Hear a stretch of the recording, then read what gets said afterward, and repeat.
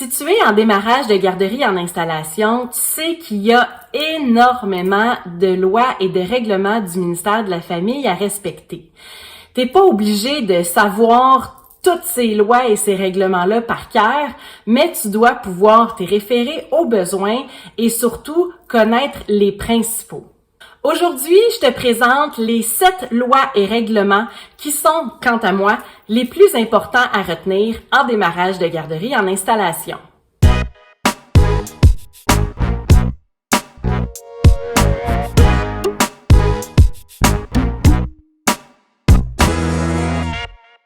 Je m'appelle Julie Massaro et je suis coach en entrepreneuriat en petite enfance.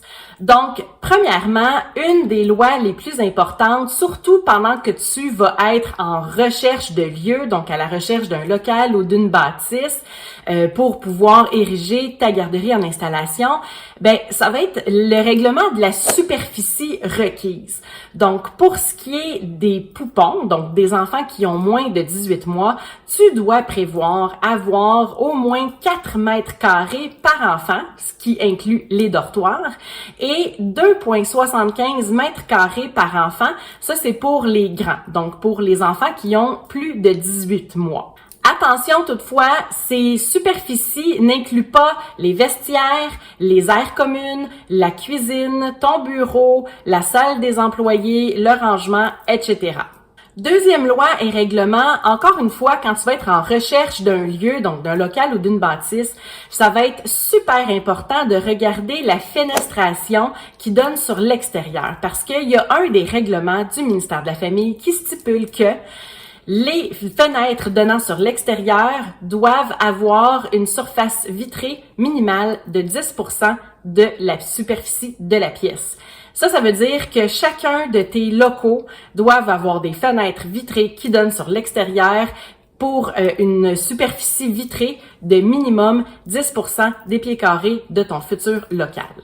Troisième loi et règlement les plus importants dans mon livre à moi, toujours en recherche de lieu, donc d'un local ou d'une bâtisse pour démarrer ta garderie, ça va prendre une cour qui est située à moins de 500 mètres de ta garderie et ta cour doit être clôturée obligatoirement avec une clôture d'une hauteur minimale de 1,20 mètres.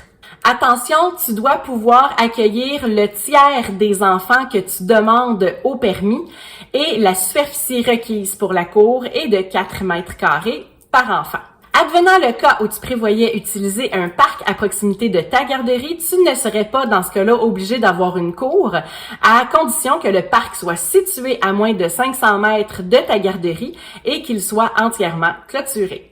Quatrième loi et règlement à respecter, ce sont les ratios. Et on a 2 ratios à respecter. Premièrement, on a le ratio de enfants versus personnel éducateur. Donc, tout ça par groupe d'âge. Donc, pour les poupons, donc les enfants qui ont moins de 18 mois, c'est 5 poupons pour un personnel éducateur. Pour les enfants qui ont 18 mois à 4 ans, c'est 8 enfants pour un personnel éducateur. Et pour le groupe des 4-5 ans, c'est 10 enfants pour un personnel éducateur. L'autre ratio à respecter sera le nombre de personnels éducateurs qualifiés versus le nombre de personnels éducateurs non qualifiés. Alors, pour les 5 premières années de démarrage de garderie, donc les 5 premières années d'opération, tu bénéficies d'un ratio de grâce d'une personne qualifiée sur 3. Et après 5 ans d'opération, ce ratio-là tombe à 2 personnes qualifiées sur 3.